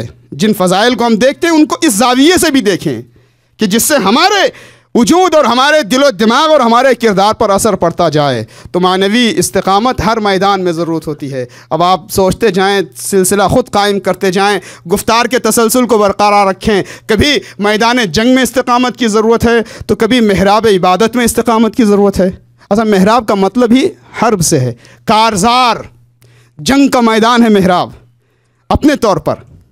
महराब इबादत में कैसी इस्तिकामत का पाँव से तीर निकाल लिया जाए, एहसास दर्द ना हो। मैदान सखावत में इस्तिकामत की ज़रूरत का मैदान सखावत में कैसी इस्तिकामत होगी? यहूदी के बाग में मजदूरी और मेहनत करने के बाद जो उजरत मिले उसको यतीमों और गरीबों के दरमियान बांट कर ख़ुद फाक़े करके सो जाना, ये मैदान सखावत की इस्तिकामत है। मैदान शजाअत में वो इस्तिकामत के उंगलियों पर उस दरवाज़े को उठा लिया जाए कि जिसे कई लोग मिलकर नहीं उठा सकते थे। मैदान अदालत की इस्तिकामत कैसी? अल्लाह अकबर। मैदान अदालत की इस्तिकामत कैसी? कैसा इंसाफ का अगर सातों इक़लीम की हुकूमतें अली को देकर कोई ये कहे कि चींटी के मुंह में जो उसकी ग़िज़ा, उसका जो ज़र्रा है वो निकाल ले, तो ज़मीन व आसमान और सातों इक़लीम की हुकूमतों को ठुकरा देगा। खुदा की कसम, अली कभी नाहक किसी चींटी के दहन से उसकी ग़िज़ा का ज़र्रा नहीं हटा सकता। ये मैदान अदालत की इस्तिकामत है। मैदान हुकूमत की इस्तिकामत कैसी? दुनिया के अंदर लोगों को थोड़ा सा स्टेटस आता है तो उनका तरीक़ा बदल जाता है। पूरा आलम इस्लाम का ज़ाहिरी एतबार से हाकिम व खलीफा होते हुए भी पुष्ट पर लाद कर रोटियां रात की तारीकी में यतीमों और गरीबों और मिस्कीनों के घरों तक पहुंचा रहा है। ये मैदान हुकूमत की इस्तिकामत है। मैदान रहमत, अल्लाह की रहमत का मज़हर वजूद अमीरुल मोमिनीन का, रहमत ऐसी कि कातिल के चेहरे की मुरझाहट न देखी जाए, अभी जो मैंने मिसाल दी थी। और सब्र कैसा? मैदान सब्र की इस्तिकामत कैसी? देखिए, बहुत से फ़ज़ाइल जो पूरे अशरे में फैला फैला के पढ़े जा सकते थे, मैं फ़हरिस्त आपके सामने अर्ज़ कर रहा हूँ। मैदान सब्र में कैसी इस्तिकामत? वो हाथ जिसने बाब खैबर को उठाया था, वो हाथ जिसने अम्र इब्न अब्दऊद को वासिल जहन्नम किया था, वो क़ुव्वत बाजू जो जंग बद्र से लेकर आखिरी ग़ज़वा तक रसूल की हयात में और फिर बाद में भी जिस शजाअत को सफ़ीन व जमल और नहरवान में देखा गया, इतनी शजाअत रखते हुए वो साहिब लाफता, वो साहिब ज़ुल्फ़िकार, जब इस्लाम और मुसलमानों की मसलहत और इस्लाम की बका का मसला आता है तो मैदान सब्र में ऐसे इस्तिकामत कि रसूल की इकलौती बेटी अपनी शरीक हयात फ़ातिमा पर जलता हुआ दरवाज़ा गिरा जाए और वो हाथों पर तलवार ना ले, तलवार को नियाम से ना निकाले। ये मैदान सब्र की इस्तिकामत है। देखिए, ये सब बातें हमने इशारा की किस लिए? किस लिए? कहा कि देखो, अली को खुदावंद आलम की पहचान का जरिया समझो। कुछ लोग भटक गए तो उन्होंने खुदा कह दिया या खुदा जैसा कह दिया, खुदाई का तसव्वुर करने लगे। और कुछ नादान ऐसे रहे कि जिन्होंने उनके रुतबे को न जाना, न पहचाना, न अली को खुदा कहो, न आम लोगों जैसा बंदा। अली है वजहुल्लाह। वज का मतलब है चेहरा, चेहरे का काम है आइडेंटिटी देना, तारुफ कराना, पहचान बताना का अली को देख लो ताकि खुदा की मारिफत हो जाए। तुम इनको देखो ताकि तुम खुदा तक पहुंच जाओ। हुसैन और अली के आईने में देखते जाओ तो खुदा नजर आने लगता है, खुदा नजर आता है। आप पूछेंगे भाई खुदा को भी देखने की बात होती है? खुदा भी कहीं किसी को नजर आता है? खुद मौला कहते हैं अमियत ऐनुन ला तराक, अंधी हैं वो आंखें जो तुझे ना देख सकें। कैसे देखेंगे? इन ज़ाहिरी आँखों से नहीं, दिल की निगाहों से। खुदा के सिफ़ात के मज़हर जो ये वजूद मुबारका हैं, इनको देखते जाओ और खुदा की मारिफत हासिल करते जाओ। इसीलिए कहा गया कि हम मौला अली को याद करते हैं, इमाम हुसैन को याद करते हैं। किस लिए? तौहीद की मारिफत के लिए। खुदा को छोड़कर नहीं, जो कुछ है सब खुदा का दिया हुआ है, खुदा तक पहुँचने के लिए। अजीब कैफियत है। खुदा की पहचान मौला अली की ज़ात से, खुदा की पहचान इमाम हुसैन की ज़ात से। खुदा की पहचान होती है, एक ही शख्सियत है जो मारिफत इलाही का ज़रिया भी है, वजहुल्लाह है, नाम भी वजहुल्लाह दिया गया, आइनुल्लाह है, नफ्सुल्लाह है, यदुल्लाह है। ठीक है, खुदा की पहचान भी इन्हीं से होती है और इत्तेफाक से मोमिन की पहचान भी इन्हीं से होती है। लौला अंत या अली लम युरफिल मुमिनून बादी, ऐ अली अगर तुम ना होते तो मेरे बाद मोमिनों की पहचान ना होती। मोमिन और मुनाफिक के दरमियान फ़र्क न किया जा सकता। और रसूल और अमीरुल मोमिनीन ही के ज़रिए से रसूलुल्लाह की पहचान होती है। ए अली अगर तुम ना होते तो मुझे और खुदा को कोई पहचानने वाला ना होता। सिवाय मेरे और खुदा के तुम्हें किसी ने नहीं पहचाना। खुदा को मेरे और तुम्हारे अलावा किसी ने नहीं पहचाना। शख्सियत एक है। देखिए, मीज़ान के एक मानी ये भी बताए गए हैं जिसका मतलब है जमा, टोटल। एक ही ज़ात जिसमें सब कुछ हो, सब कुछ जिस ज़ात में हो, तमाम अंबिया के सिफ़ात भी हों, का खुदा की पहचान का भी ज़रिया, रसूल की पहचान का भी ज़रिया, मोमिन की भी पहचान का ज़रिया। शख्सियत एक है, मोमिन की भी और खुदा की भी और रसूल की भी पहचान हो रही है। अब इन शख्सियतों के ज़रिए से, और जो भी जानशीन अमीरुल मोमिनीन है, जो भी इमाम अइम्मा मासूमीन में एक के बाद एक जानशीन है, वो खुदा की मारिफत का ज़रिया है।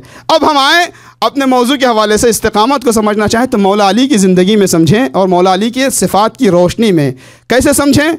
मौला अली के कलाम को पढ़ें। मसलन हर शब जुमा हम सब ये पढ़ते हैं, हबलियल जिद्द फ़ी खशियतिक वद्दवाम फ़िल इत्तिसाल बिखिदमतिक। खुदाया मुझे दीन में सीरियसनेस, जिद्दी होना, मजबूत इरादा अता फरमा। दो तीन दिन पहले की किसी मजलिस में हमने इशारा किया था कि बहुत सी चीज़ों को लोग जानते हैं मगर ठीक से मानने पर तैयार नहीं होते, उसको महसूस नहीं करते, सही तौर पर फेत नहीं होता। लेकिन कभी कभी जब आंखें खुल जाती हैं तो उन्हें हकीकत समझ में आती है, फिर वो पाबंद हो जाते हैं। अजीम दुआओं में से ये दुआ है, इलाही हबलियल जिद्द फ़ी खशियतिक। मैं पूरा अपना ध्यान, मेरी पूरी सबसे बड़ी प्रायोरिटी ये रहे, सबसे बड़ी तरजीह ये रहे कि मैं तेरी खशियत, तेरे खौफ और तेरी बारगाह में हाज़िरी के लिए तैयार रहूं। यानी हमारी ज़िंदगी में बहुत सी चीज़ें हैं, लेकिन हमारी प्रायोरिटीज़ और हमारी तरजीहात क्या हैं। मसलन फ़र्ज़ करिए कभी कभी मामला किसी मजहबी फरीज़े का और दुनिया के काम से टकराता है तो पहले हम अपना काम, फिर मसलन फ़र्ज़ करिए सादी सी चीज़, नमाज़ पढ़ना चाहते हैं, चले वो काम हो जाइएगा। पढ़ने वाले नमाज, खुदा ना खासा ऐसे लोगों की बात नहीं हो रही जो नमाज़ नहीं पढ़ते। अल्हम्दुलिल्लाह मोमिनीन में तो ऐसे नहीं होते। कम से कम आज के ज़माने में ये फ़र्श अज़ा का तुफ़ैल ये है कि जवानों में भी कोई ऐसा आमतौर पर नहीं होता जो नमाज़ नहीं पढ़ता। नमाज़ पढ़ते भी हैं तो ज़रा सा टाल दिया और टाल रहे हैं और टाल रहे हैं। किसी ने पूछा मासूम से कि मैं ये देखना चाहता हूँ कि मेरा मुकाम खुदा की बारगाह में क्या है, तो मासूम ने फरमाया कि तुम ये देखो कि तुमने खुदा को क्या मुकाम दिया है, तुमने खुदा के हुक्म को क्या मुकाम दिया है। क़यामत तक का इंतज़ार करने की ज़रूरत नहीं है।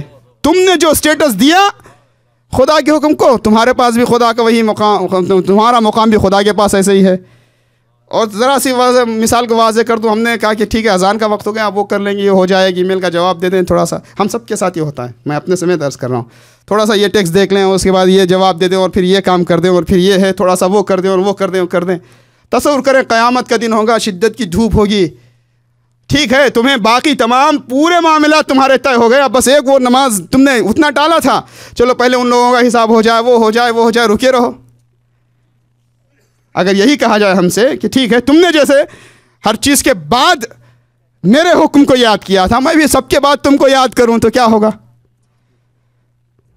हबलियल जिद्द फ़ी खशियतिक, यही मामला हम बच्चों की तालीम में लेके आए। बच्चे, हमारी औलाद, हमारी नस्लें, ये कीमती हीरे जवाहरात से ज़्यादा कीमती चीज़ें हैं और हर कीमती चीज़ को बड़ी हिफाजत के साथ रखा जाता है। अब क्या करें, दुनिया की मसरूफियात, मजबूरियाँ ले जाके 10 घंटे 8 घंटे कम से कम हम छोड़ते हैं। स्कूल तो ज़रूरी है, पढ़ना लिखना भी है, सब कुछ है। अब क्या हो रहा है, कल क्या शख्सियत बनने वाली है, उसका अंदाज़ा हमें भी नहीं है।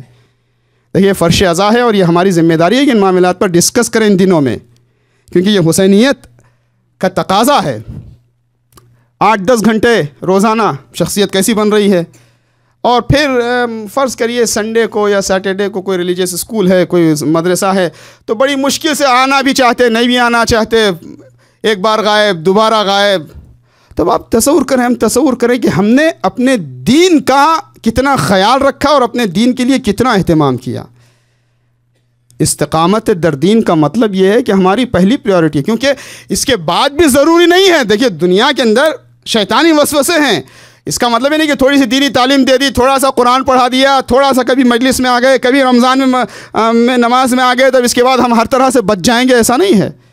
गारंटी कभी भी नहीं है, कहीं भी कुछ हो सकता है, हम अपने लिए भी और अपने घर वालों के लिए भी। लेकिन कोशिश करना हत्तल इम्कान हमारा काम है कि हम उस लंबी ज़िंदगी के लिए तैयारी करें जहाँ पर हमेशा रहना है और जहाँ पे हर मामले का जवाब देना होगा। वक़िफ़ूहुम इन्नहुम मसऊलून, क़यामत के दिन आवाज़ दी जाएगी, रोको इन्हें, इनसे पूछा जाएगा इन्होंने अपनी ज़िंदगी के सरमाए का क्या किया। जब वहाँ जवाब देना है तो उसके लिए ज़िम्मेदार बन कर के रहें। ईमान की राह में तालीमात हासिल करें, सीखें हम, फिर हम उस पर अमल दरामद करते हुए अपनी ज़िंदगी को दीन के सांचे में ढाल दें। कभी कभी ऐसा होता है कि हम अपनी चीज़ों को दीन में ढालना चाहते हैं, या कुछ चीज़ें पिक कर लें, थोड़ा सा कुछ ले लें, चलें कम से कम मसलन फ़र्ज़ करिए शादी ब्याह जो इस्लामी शरीयत के तौर पर हो जाएगी, मरने के बाद तलकीन और नमाज जनाजा हो जाएगी, थोड़ा सा कुछ दीन का ले लेंगे, बाकी चीज़ें दीन से हटकर कहा कि ये दीन नहीं है।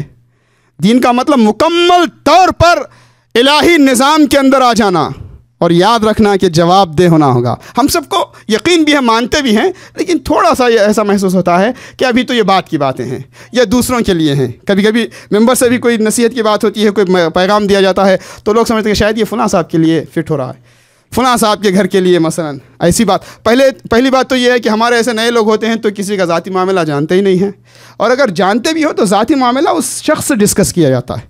मेंबर से जो भी बयान होता, मैं अपने लिए नहीं कर रहा हूँ, आप जिस किसी से भी सुनते हैं वो सबके लिए जनरल है।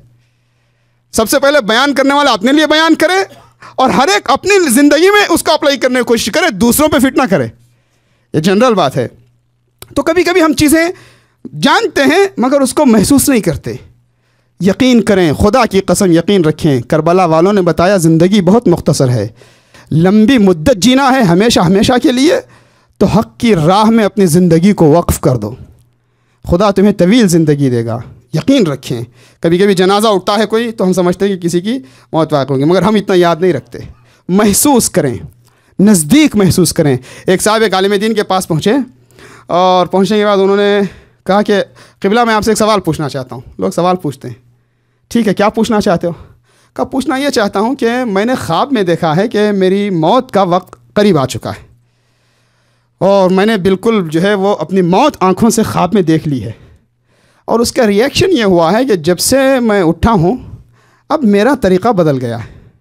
अब बात में घर के अंदर चिड़चिड़ाहट नहीं होती, अब लोगों से तरीक़ा बदल गया है, अब ज़रा वाजिब और हराम का ख्याल भी बेहतर होने लगा है, लोगों से बिहेवियर अच्छा हो गया है। तो ये जो मैं मौत के डर से बदला हूँ, ये कोई बहुत गलत बात तो नहीं हो गई कि चूँकि मैंने ख्वाब में मौत देख ली अपनी तो अब मैं बदल गया हूँ और ठीक हो गया हूँ? होता ना ऐसा, वरना लोग कभी ऐसा होता है कि अपनी जॉब की थकन घर में जाके उतारते हैं, कभी लोग अपने घर के टेंशन सेंटर में उतार देते हैं, होता है ऐसा इज्तिमाई ज़िंदगी में तरह तरह के मामलात। लेकिन खुदा न खासा कभी तबीयत का असर होता है, उम्र का असर होता है, खुदा न खासा किसी को बीमारी है हाई ब्लड प्रेशर की तो जल्दी गुस्सा आता है।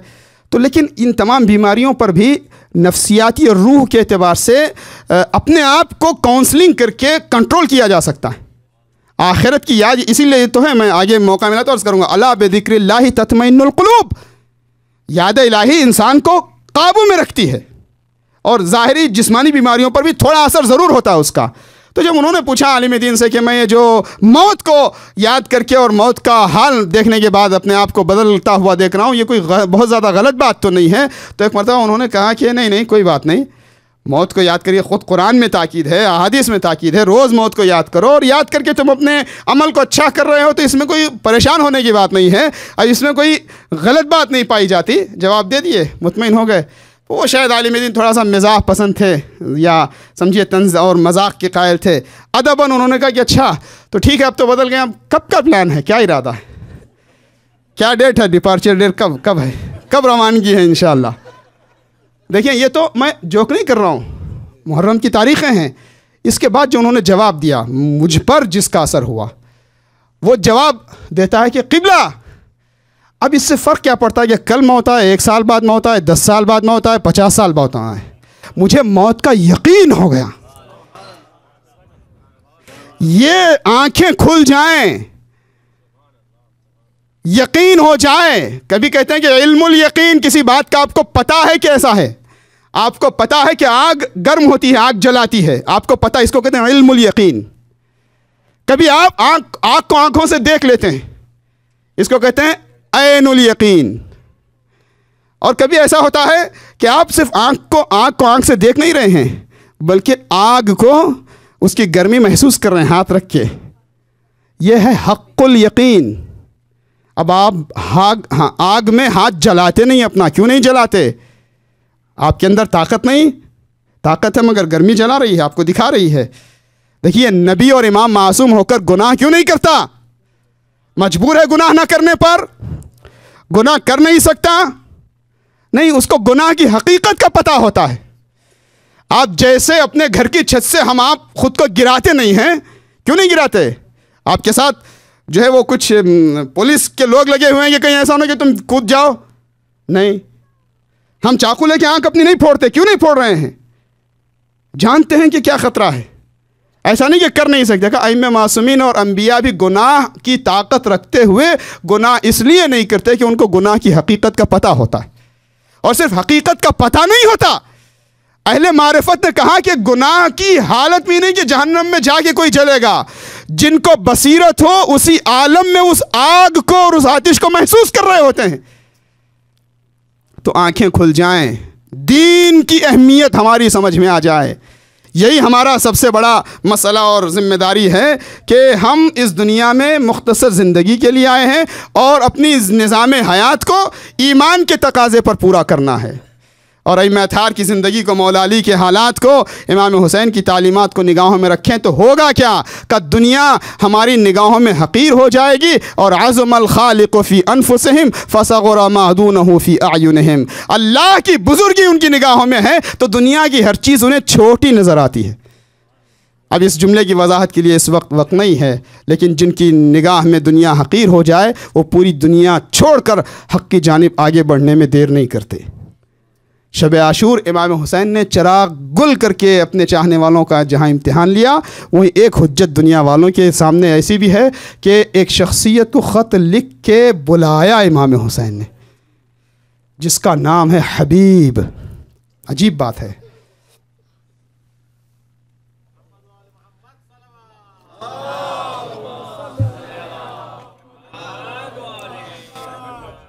हबीब के मानी हैं, उर्दू ज़बान में कहते हैं दोस्त, अरबी में हबीब के माने भी दोस्त हैं, रफ़ीक के माने भी दोस्त के हैं, सदीक़ के माने भी दोस्त के हैं, और भी अल्फाज, महबूब भी दोस्त है, मुहिब भी दोस्त है। हर लफ्ज़ की खुसूसियत है, अलग अलग मफ़हूम है। हबीब किसको कहते हैं? कि हबीब ऐसा दोस्त जिसका चाहने वाला उससे बहुत मोहब्बत करे। यूँ तो इमाम हुसैन से मोहब्बत का दावा करने वाले तारीख़ में बहुत गुज़रे और आज भी हैं, लेकिन हबीब उस शख्सियत का नाम है जिसे इमाम हुसैन बहुत चाहते थे, जिसको इमाम हुसैन इतना चाहते थे कि हबीब सिर्फ नाम ही नहीं रहा बल्कि वो इसमें बा मुसम्मा रहा, उसकी ज़ात भी हबीब हुसैन बनी रही। अल्लाह अकबर, अल्लाह अकबर। तारीख़ में बताया जाता है कि बचपना जनाब हबीब का रसूलुल्लाह के ज़माने में गुज़रा, तो हबीब का एहतराम या हबीब पर बड़ी मेहरबानी और मोहब्बत रसूलुल्लाह की होती थी। एक बच्चे पर रसूल कुछ गैर मामूली तौर पर मेहरबान हैं, क्या बात है।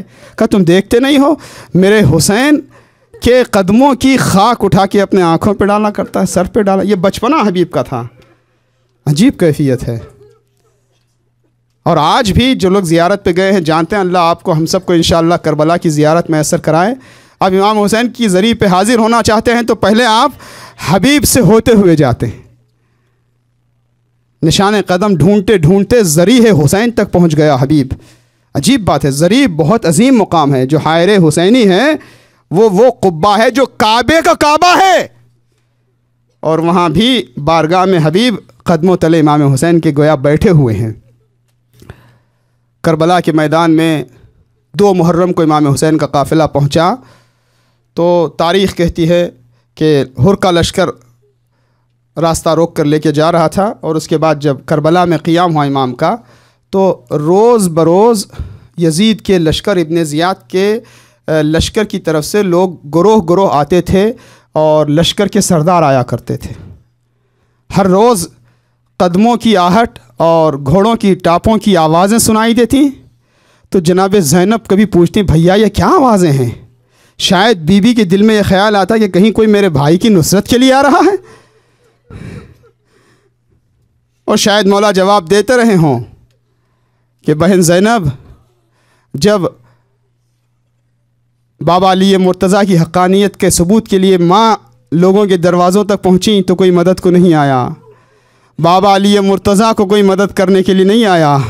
भैया हसन मुश्तबा को गरीब शहीद किया गया जहर देकर। अल्लाह अकबर। इन तमाम कैफियतों के दरमियान हर रोज़ दूसरे रोज़ बड़े बड़े लश्कर की टुकड़ियाँ आती थीं, यहाँ तक कि 4 मुहर्रम को शिम्र लश्कर लेकर के आया। उसके बाद उमर साद आया, गुरोह दर गुरोह आए। इमाम हुसैन ने ख़त लिखा। बाज़ बयान ऐसे भी हैं कि जनाब ज़ैनब ने भी याद दिलाया। हालांकि इमाम हुसैन ने पहले ही जब परचम बांटे थे, अलम बांटे थे, तो कहा था कि इस परचम को रखो, इसका उठाने वाला आएगा। बहन ने शायद याद दिलाया, भैया दुश्मन के लश्कर के तो इतने मददगार आ रहे हैं, तुम अपने बचपन के साथी हबीब को कूफे से क्यों नहीं बुलाते। इमाम ने ख़त लिखा, कासिद भेजा, कासिद हुसैन। दरवाज़े पे दस्तक दी गई। हबीब कूफे में है, वो कूफा जहाँ जुल्म की इंतहा है, फितने हद पार कर चुके हैं। अब इब्न ज़ियाद बसरा के अलावा कूफे के भी गवर्नरी लेकर के बड़ा संगदिल जालिम आ चुका है। चाहने वालों को अहले बैत के कैद कर दिया गया है, बेज़मीर लोगों को ख़रीद लिया गया है, बड़ा घुटन का माहौल है। ऐसे में हबीब दस्तरखान पर शायद दोपहर का वक्त था अपनी ज़ौजा के साथ कि अचानक लुक़मा छूटा या गले में लुक़मा उतर नहीं पा रहा था। कहावत थी, कहा जाता था, आज भी कहा जाता है कि शायद किसी दोस्त ने याद किया है। अभी ये तस्वुर ही था कि दरवाज़े को दस्तक दी गई, दस्तक की आवाज़ आई। जनाब मुस्लिम दरवाज़े पर आए। कौन है? कहा अना बरीदुल हुसैन मैं कासिद हुसैन हूँ। नाम हुसैन सुनते ही शायद कदमों पे गिरा दिया। मौला की तहरीर, हुसैन गरीब से मिन हुसैन इब्न अली ला रजुलिन फ़क़ीह। ए हबीब, अल्लाह अकबर, कितना बुलंद मुकाम है हबीब का, जिसके फ़क़ीह होने की सनद हुसैन दे। ए मेरे बचपन के साथी हबीब, तुम हमारी अज़मत को जानते हो, पहचानते हो। रसूल का नवासा हुसैन नरग़े आदा में घिरा हुआ है। हबीब जल्दी करो, मदद के लिए आओ। हबीब ने तहरीर को इमाम की आंखों से लगाया, बोसा दिया, दिल तड़प गया। घर के अंदर जब आए, ज़ौजा ने पूछा क्या बात है। देखिए, करबला की कुर्बानियों को सिर्फ शहीदों की कुर्बानियों में ना देखो। करबला की माओं की कुर्बानियाँ, करबला की ख़वातीन की कुर्बानियाँ, कोई औरत, कोई ख़ातून अपना सुहाग लुटता बर्दाश्त कर नहीं सकती, तसव्वुर नहीं कर सकती।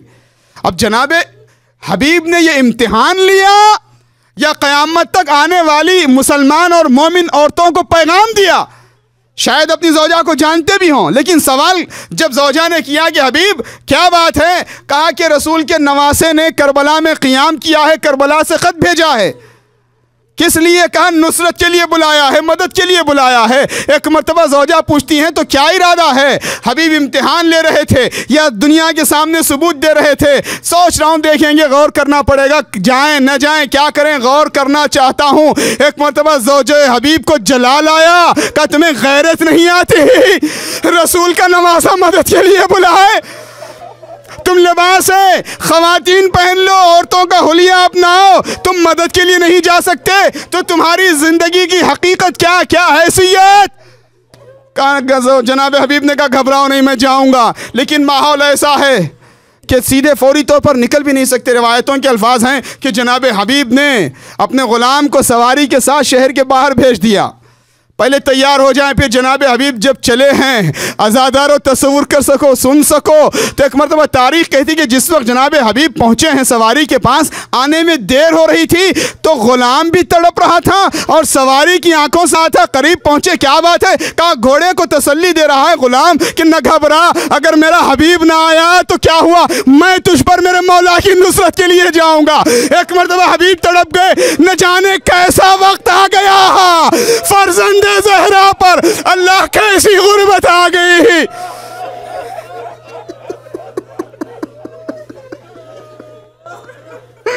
अजरुकुम अल्लाह, जनाब हबीब चले।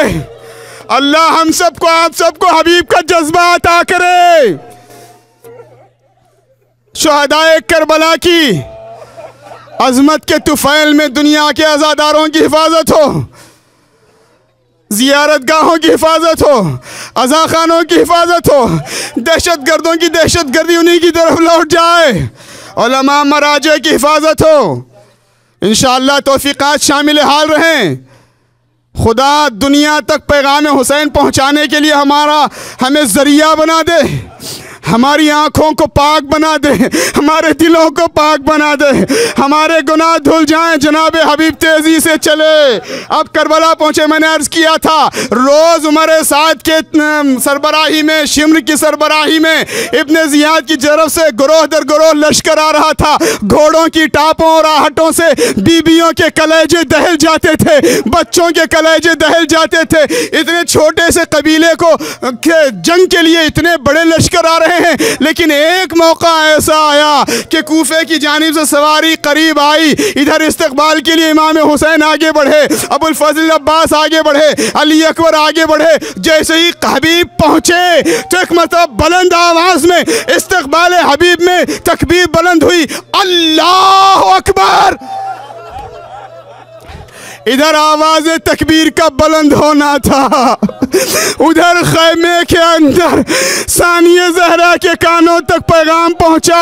ये तकबीर कैसी, कहा बशारत हो, कूफे से नुसरत हुसैन के लिए हबीब आया है। अम्मा फिज़ा जा, मेरे भाई हुसैन के नासिर हबीब को मेरा सलाम सुना दे। फिज़ा खैमे के पर्दे से हबीब अली की बेटी इस्मत कुबरा की सानी ज़ैनब सलाम सुना रही है। मेरे अंदर ताकत नहीं कि मैं बयान कर सकूं। हबीब ने सर को पीटा, हयाले बैते मोहम्मद पर ऐसा वक्त आ गया, रसूल ज़ादियाँ गुलाम को सलाम भेजे। मैं कहूँगा हबीब बड़े एहतराम से सलाम सुना। जरा सैयदे सज्जाद के दिल से पूछो, जब शाम का दरबार हो,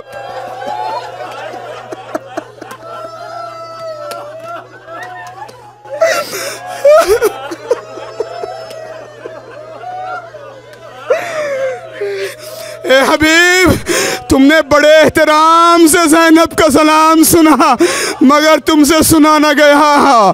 बाज़ बयान है हबीब को गश आ गया, सर को पीटा, गिरिया किया, अल्लाह अकबर।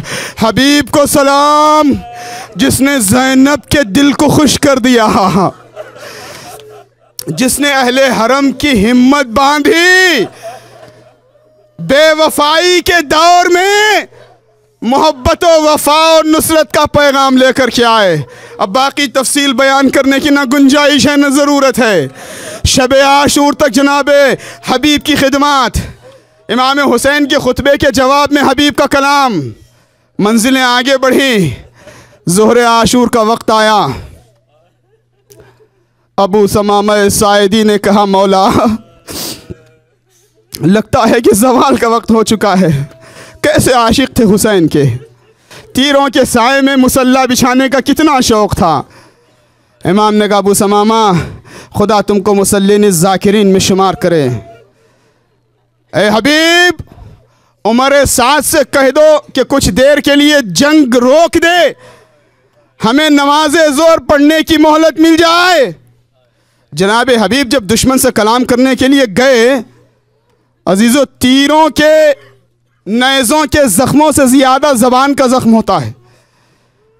उन जुमलात को बयान करते हुए बड़ी तकलीफ़ होती है। जब हबीब ने कहा कुछ देर के लिए जंग रोक दो, मेरा आका हुसैन साथियों के साथ नमाज पढ़ना चाहता है, तो हमारे साथ की तरफ से जवाब दिया गया, हुसैन से कह दो नमाज पढ़ने का माज़अल्लाह क्या फ़ायदा, हुसैन की नमाज तो कबूल नहीं होगी।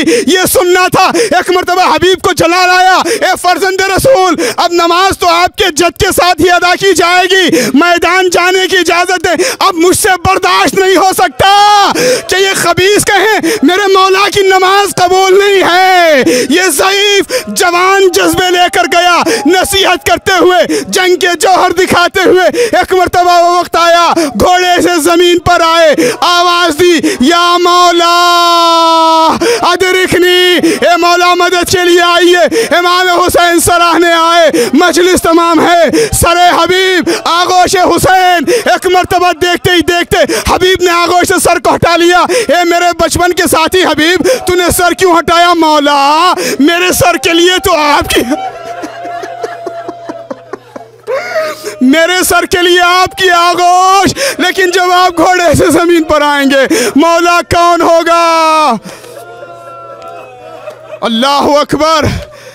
इमाम की आगोश में सरे हबीब, आखिरी लम्हा दम जब हबीब ने तोड़ा तो रिवायत के अल्फाज हैं, इमाम हुसैन की दहाने अक़दस पर हसरत से आह निकली। ए हबीब, ए बचपन के साथी हबीब, ए दोस्त, क्या यही रस्म दोस्तदारी है कि अपने आका को दुश्मनों के नरगे में तन्हा छोड़ गए?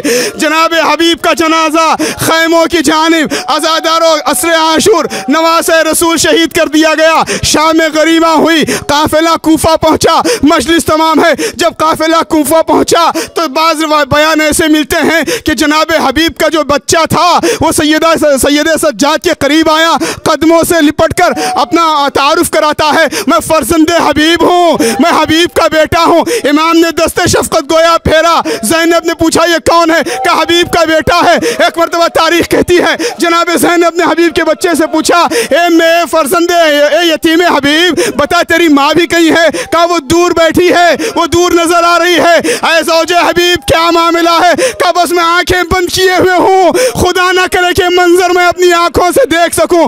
दूर से ज़ैनब इस असीरी के आलम में ज़ौजे हबीब से खिताब करती है, ए ज़ौजे हबीब, मैं कब से तुझे तलाश कर रही थी, तेरे सुहाग, तेरे वारिस, तेरे शौहर का पुरसा दूं। ए ज़ौजे हबीब, ज़ैनब से पुरसा कबूल कर, मैं कहूँगा शहजादी। आपको ज़ौजे हबीब को पुरसा देने का इतना ख्याल, लेकिन जब आपका मांझा आया, घोड़े से जमीन पर आया, कोई था जो तुम्हें तसल्ली देता, कोई था जो आपके सामने आके कहता पुरसा कबूल करो। नेज़े लगाए गए, गुर्ज मारे गए, ताने दिए गए, सरों से चादरें छीनी गई, असीर करके शहर ब शहर, दयार ब दयार फिर आ गया।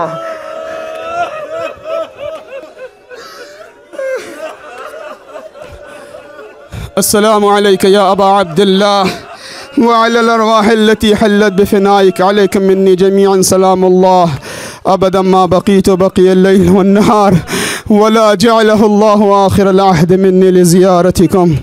अस्सलामु अलल हुसैन।